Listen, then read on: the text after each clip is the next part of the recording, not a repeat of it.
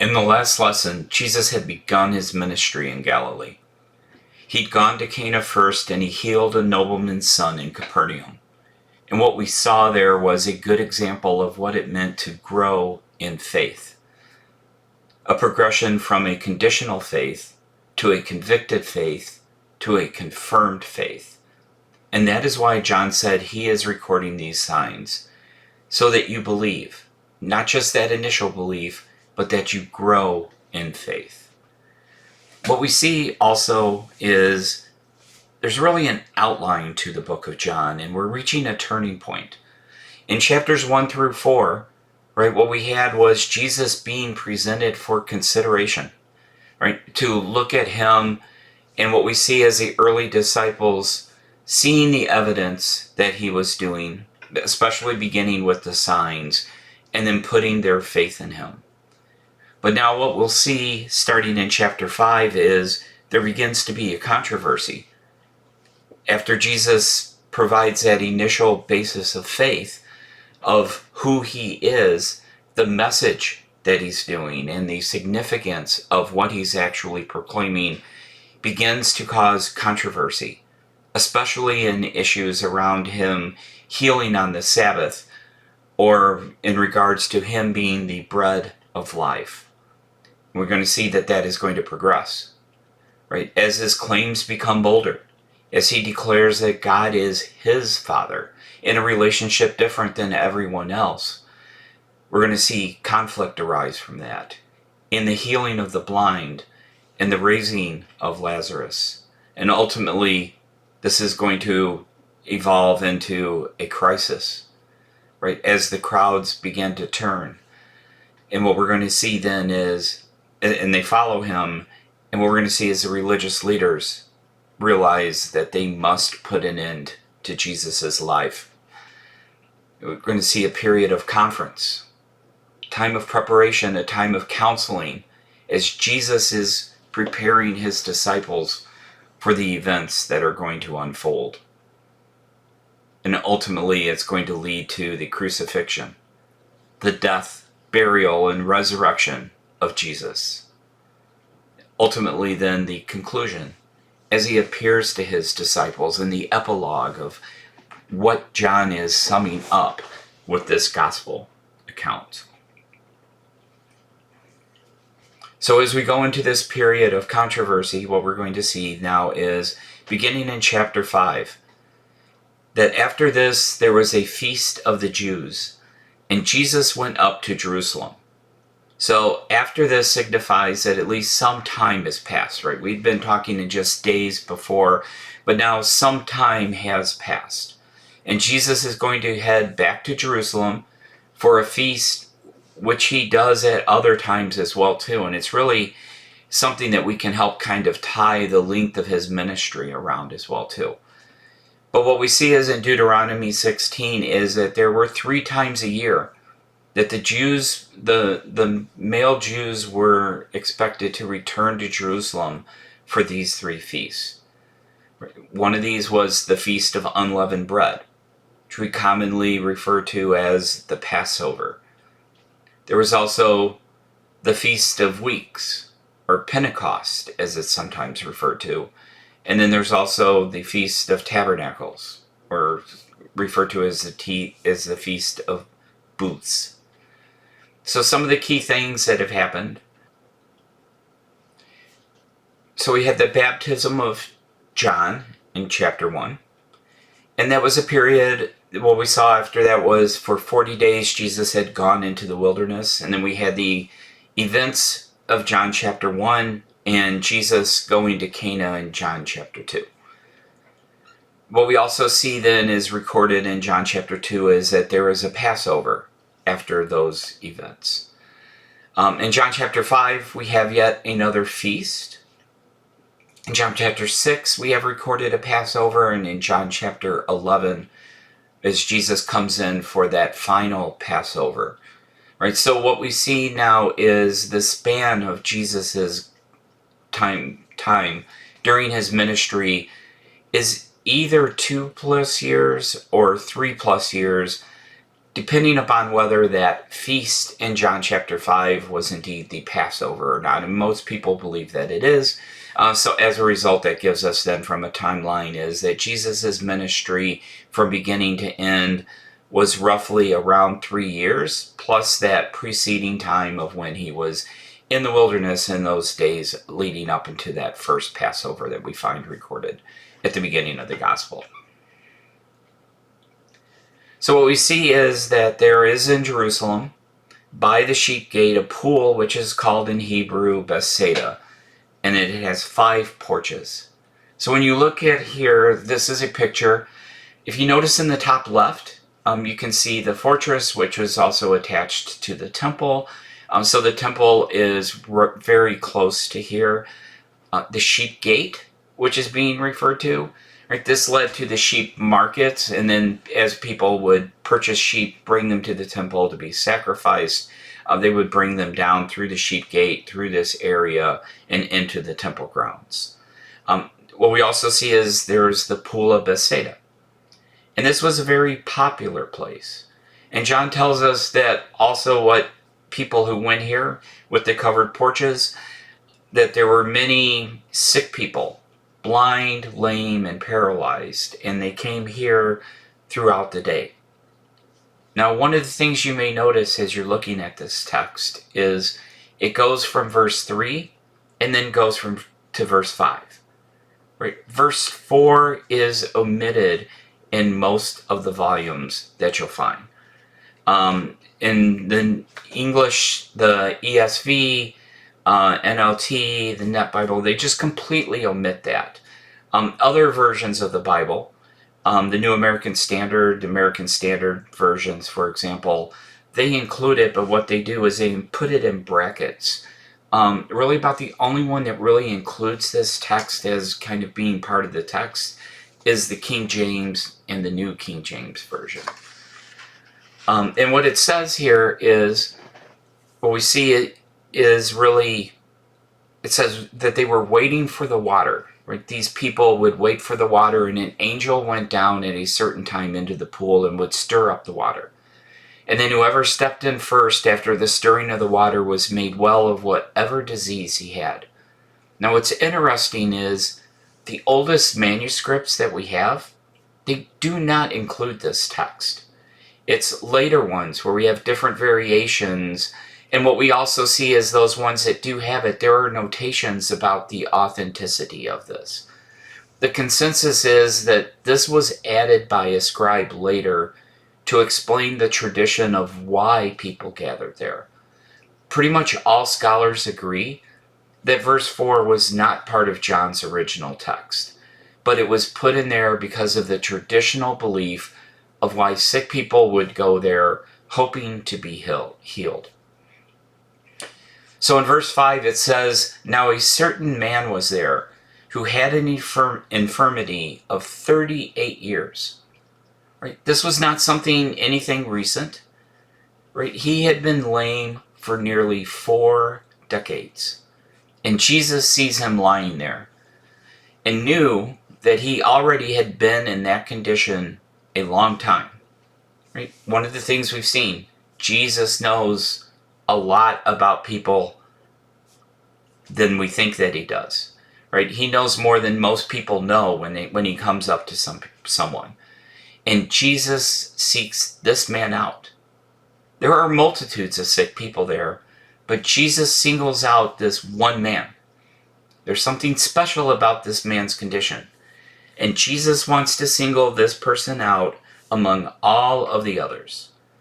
And he says to him, "Do you want to be made well?" And that may seem like an odd question when you first read it. We know when Jesus asks questions that there's usually more to it than the face value of the question that he's asking. So what we need to see is, why did Jesus ask that? Could Jesus maybe see something inside of this man? Something that would cause Jesus to single him out of the crowd and ask him this question, right? Why would somebody in such a pitiful condition want to stay that way? And there are people who know that they are in a bad condition, but they're not quite ready to stand on their own 2 feet and take responsibilities of their lives. Right? We know multiple accounts of people, for example, who've been released from prison and they're overwhelmed by what's going on around them and ultimately return to prison. Jesus wants this man to see that there is a more important source for healing that he could ever hope for than this pool. And so Jesus asks this man, "Do you want to be made well?" And the sick man answered and said, "Sir, I have no man to put me into the pool when the water is stirred up, but while I am coming down, another steps in before me." Right? He wants to get better. He wants to get better, but he's unable to do anything about this himself. When the water stirs, he's unable to get into the pool, and others get in before him. And he's been in this hopeless state for years, unable to do anything on his own to change his condition, and nobody has been willing to help him with his needs. He feels like he's helpless, and I think many of us can relate to him. There are many who struggle with chronic illnesses, or know people who do, right, that they never get better. Or we know someone who does, right? Either we are in that condition or we know someone who is in that condition. We can all relate to this man in some way.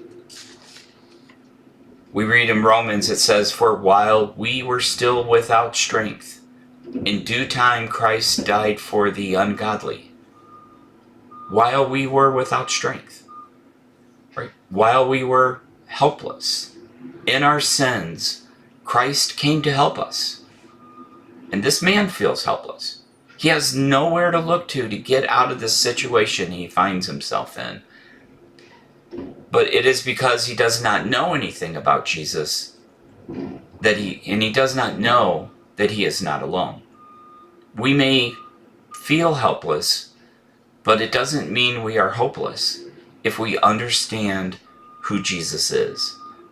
And Jesus said to him, "Rise, take up your bed and walk." And immediately the man was made well, and he took up his bed and he walked. 2 things John points out. One is the magnitude of the miracle. Immediately he walked. Remember what we saw in the other examples of miracles, of signs, right? It wasn't that he just turned water to wine, but he turned it to the finest wine. And it wasn't that he just made a cup of wine, he made over 3,000 servings of wine. And it wasn't that he just healed a sick boy who was on the verge of dying. He healed a sick boy who was 20 miles away. And he's not just healing a man that had not walked in 38 years, but when he does so, immediately the man gets up and walks. Jesus can transform you, just like water to wine. And it doesn't matter how far away you are from him, just like he can heal someone who is dying in another city. And you may have a lifetime of damage, but Jesus can restore you. And the second point that John brings to our attention is, and that day was the Sabbath. Since chapter 1, the Jews, the Pharisees, the scribes, those in charge in Jerusalem, they've been lurking around observing what's been going on.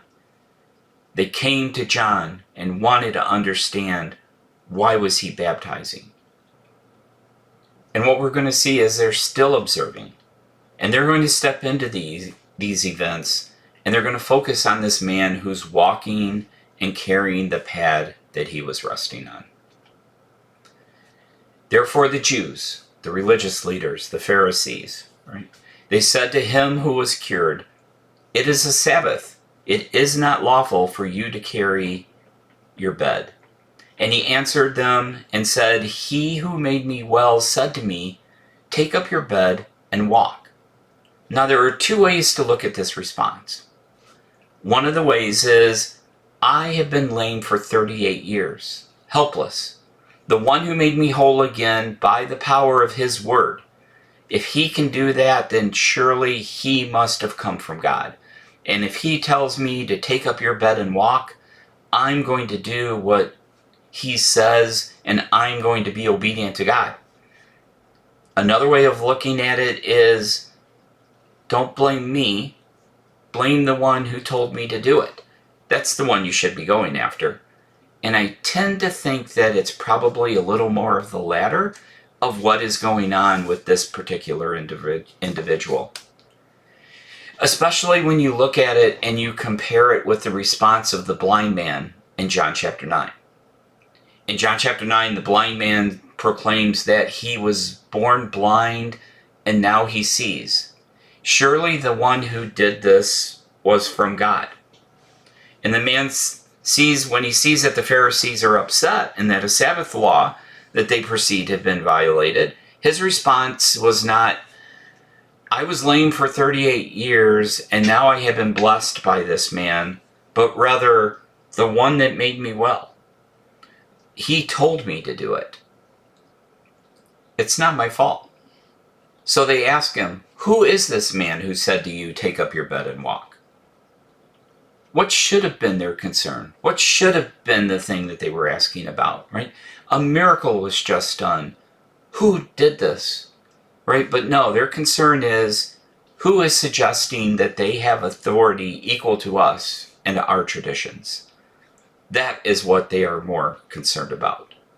But the one who was healed did not know who it was, for Jesus had withdrawn as there was a multitude being in that place. This man was not healed because of his faith. He did not even know who Jesus was. He did not even know Jesus by name. But what we see is Jesus is not finished with him yet. It says that afterwards Jesus found him in the temple and said to him, see, you have been made well. Sin no more, lest a worse thing come upon you. Jesus sought him out before. And what we see is he hunts him down again. And he tells him, sin no more.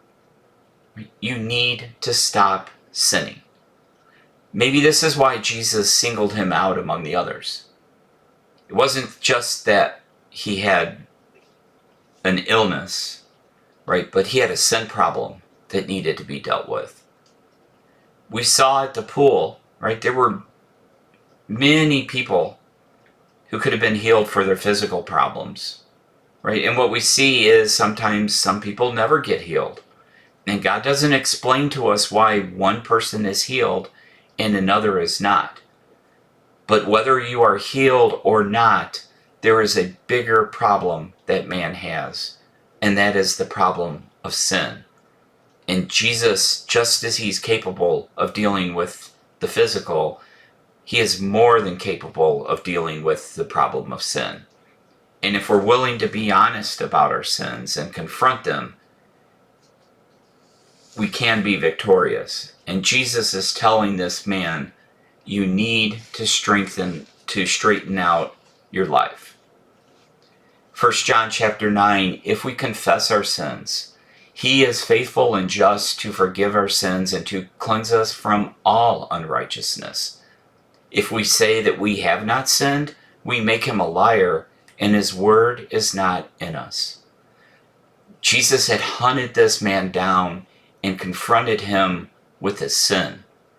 Just like the woman at the well, Jesus exposed every skeleton in her closet.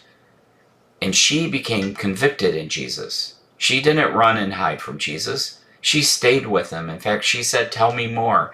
And she brought others to him. How is this man going to respond?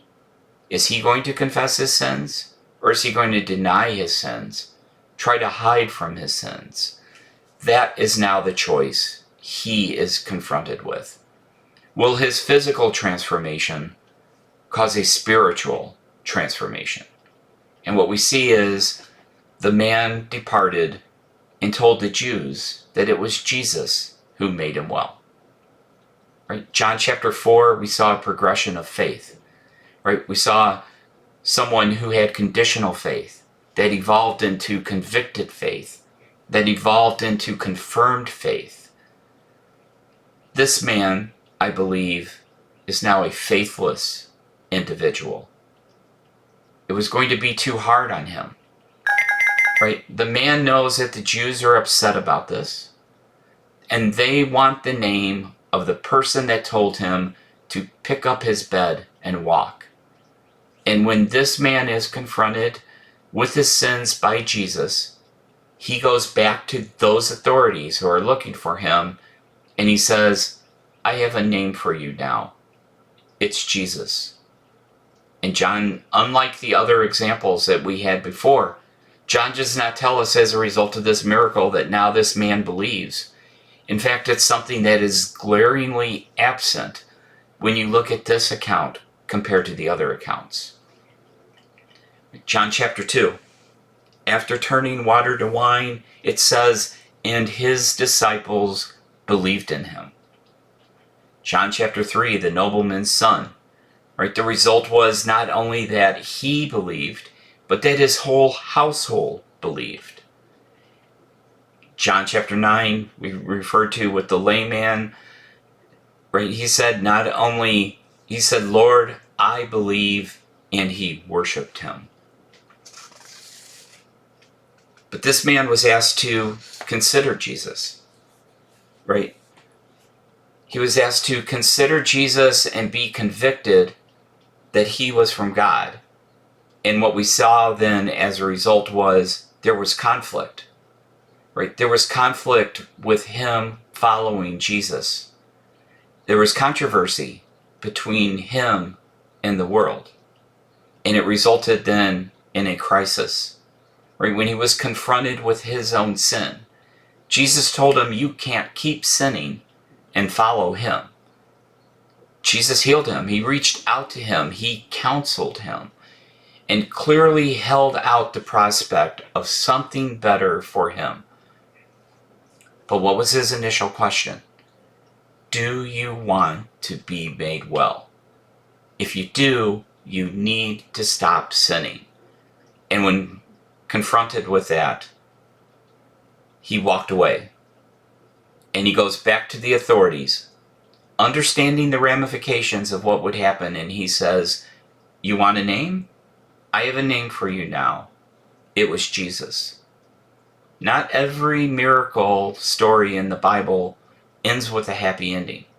Not everyone receives God's grace and responds the way that we should. And for this reason, the Jews persecuted Jesus. And they sought to kill him because he had done these things on the Sabbath. Right? Jesus had told somebody to take up their bed and walk. That was wrong. Why? What they said is, actually, it is not lawful for you to carry your bed.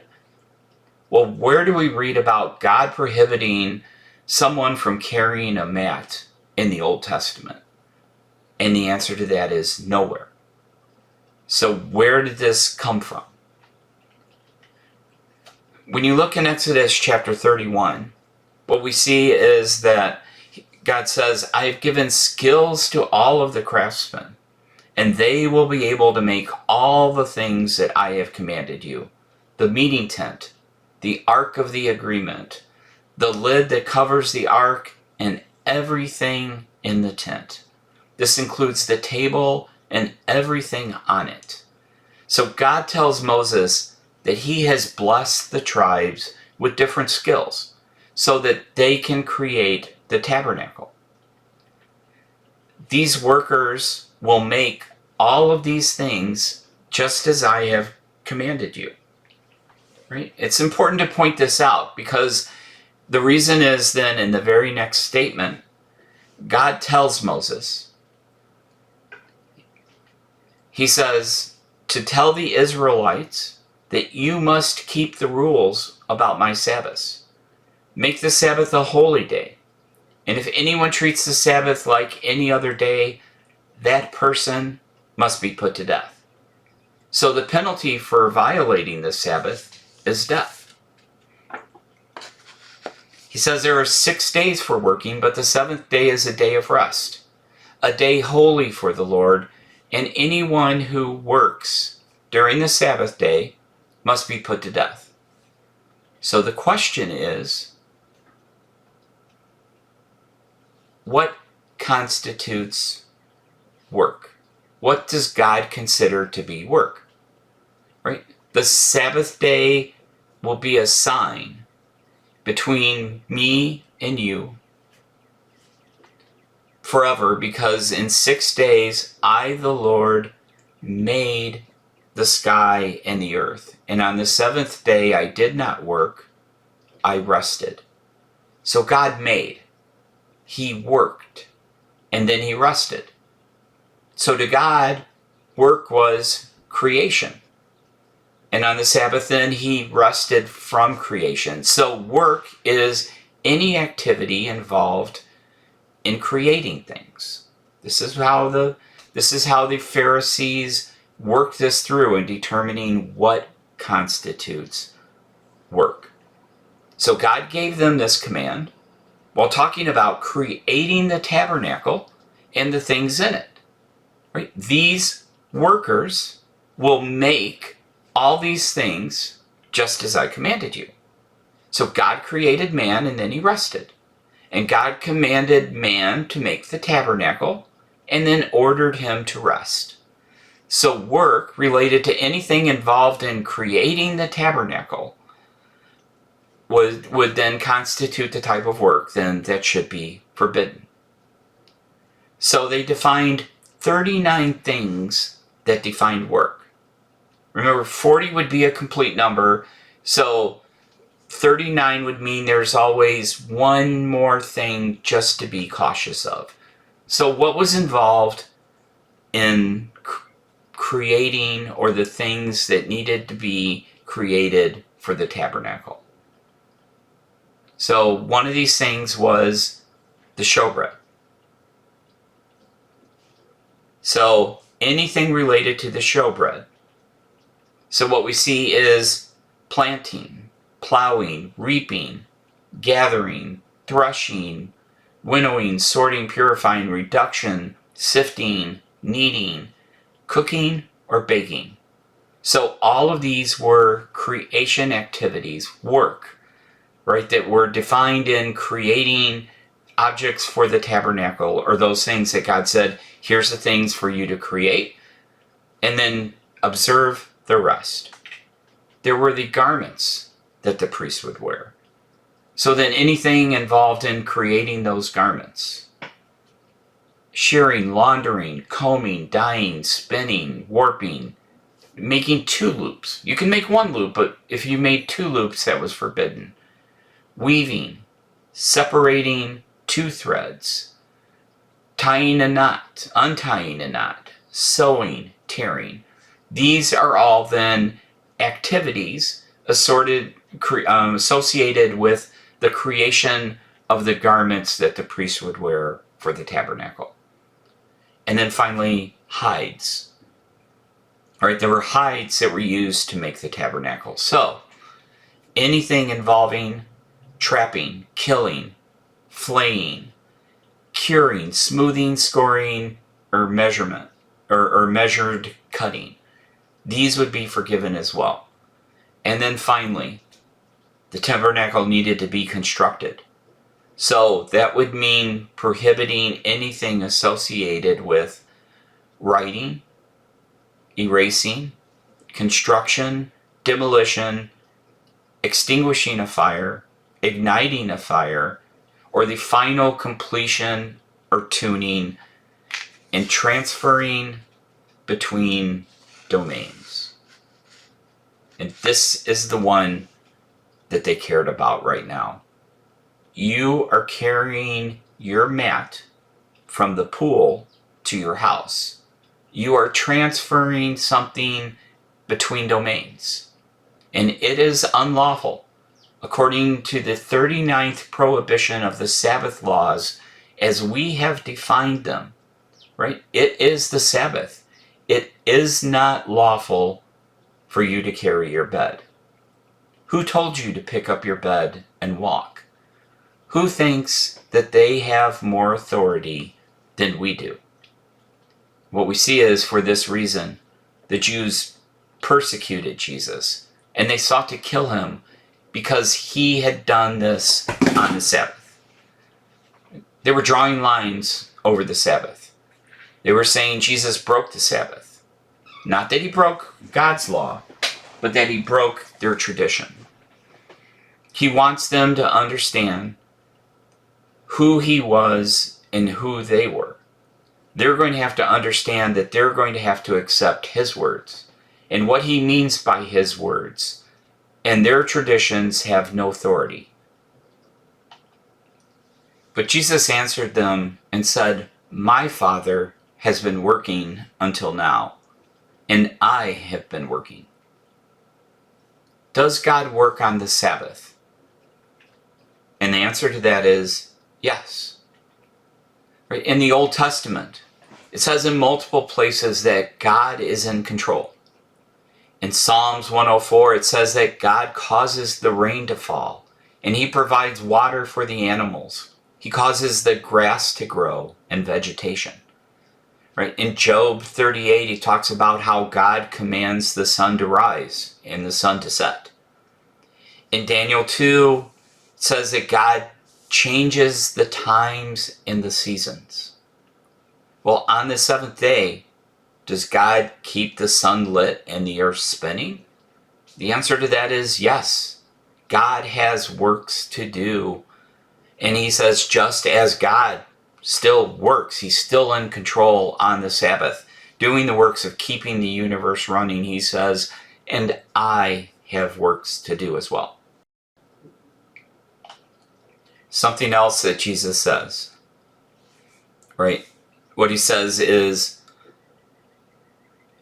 my Father has been working until now, and I have been working until now.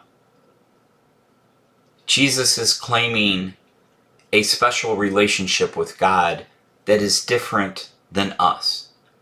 And the fact that God has work that he has to do on the Sabbath for the betterment of mankind, Jesus also says, I have work to do for the betterment of mankind that needs to be done on the Sabbath as well.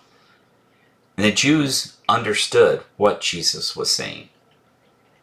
What it says is, therefore, the Jews sought all the more to kill him, because not only had he broken the Sabbath in their mind, but also that he had said that God was his Father, making himself equal with God. When you challenge me, you are challenging deity. Not only has he said that their traditions are worthless, but he is now claiming to be equal with God.